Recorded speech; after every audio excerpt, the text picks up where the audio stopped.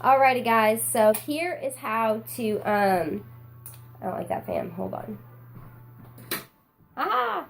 So here is how to do your measurements. We have a couple younger people doing this. You guys don't have to worry. You know, if you're under the age of 16, you really don't have to worry with your measurements. If you want to do them because you feel like, you know, you could tone up a little bit in some areas, feel free to do them, but don't get harsh about them. This is, again, sometimes people don't see it on the scale. They see it on their measurements or on their fitness assessments. So just write these down. They'll come to me. I will keep them recorded. That way, in case you lose your slip, but this way you can know what it is. So be honest. I've done these everything from Victoria's Secret, bra measurement tapes, you know, any kind of tape measure, you know, sewing kits, whatever, they all work. So, first is your waist. Waist is going to be kind of in between for women, that bra line and your hip bone. Some people do it more at the belly button, for a hip to waist ratio. That's usually where they tell you to do it. I usually like it where, kind of above that, right kind of in the middle of my belly. So I do love my Myo tape because then I can just shrink it up, put it where it needs to be. It's great for one-handed, and look and see where my number's at. So, and don't worry, I'll be posting all of my numbers so you don't have to worry about it. Hips, find your iliac crest. So right there's mine. I look really strange because my thing's leaning back. But again, you go around. If you have somebody who can help you with this, the better. You want to be right at the top of that iliac crest. And I shrink it up. And I look at my number there. So thighs, you know, usually you do more upper thigh than lower thigh because that's where all the meat and usually the extra fat is that you're going to lose. So shrink this up a little bit. Put that together. Again, I don't know if you can see it, where kind of this dimple that comes out is on mine is where I do mine at. Shrink it up, and that's my number. Just make sure when you do it the exact same way in 10 weeks. So if you need to make a note of where you did it, 2 inches from, you know, or 5 inches up from the knee or whatever, it doesn't matter if it's 100% correct on where you place it. Just make sure you place it the same place in 10 weeks. Bicep.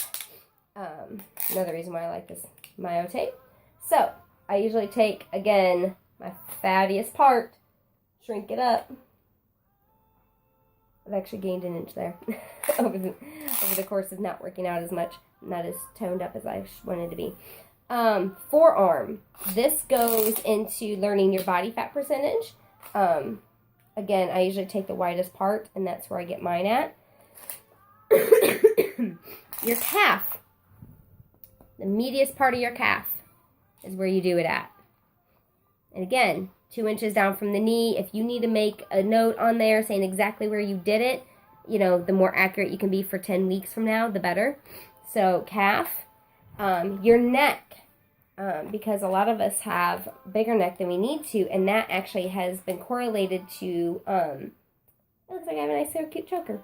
That's been correlated to heart disease. So we do want to measure your neck. Chest. So for us women, we've all had our chest measured, I'm sure, at some point in time or another at some store. So you want it kind of more above the bra line, but like in between where your shoulder blades, kind of like right under my shoulder blades is where I put it in the back, because you want it to be as even. I even say do this with your least supportive bra. Don't do it with a sports bra, because your sports bra is going to crush everything. You can do it with no bra. It may depend on where you place it, so you can get right across, you know, that area, right across the nipple area. So I just usually say your least supportive bra that you have. And then you record your height and your weight. Be honest, be truthful, because this is, you know, all about you. You hate for you to make yourself 3 pounds, 5 pounds lighter, and then in 10 weeks, you've only lost 3 or 5 pounds versus, when in reality, you probably lost 10 because you weren't honest to begin with. That has nothing to do with your possibly winning. How much you lose has nothing to do with it, just that you weigh yourself once a week is all that I ask. And then you send that to me. So, that's it. You guys, ready to get started. Take your measurements, do your fitness assessment. I usually say do your measurements before your fitness assessment so your muscles aren't, like, tight and, So, the least attractive time of the day for you is when I usually do my measurements, because I'd hate to have it be feeling really good and skinny and then doing measurements and I'm like, oh, now I feel horrible. Kind of like going and trying on swimsuits or jeans, right? Right. So, again, for my younger clients, call you clients for lack of a better word, just don't have to do all the measurements. Do what you feel you want to. Where you're really going to see it is you're going to see it in the fitness assessment. Because, kids, who knows, in 10 weeks you could sprout 4 inches. Who knows?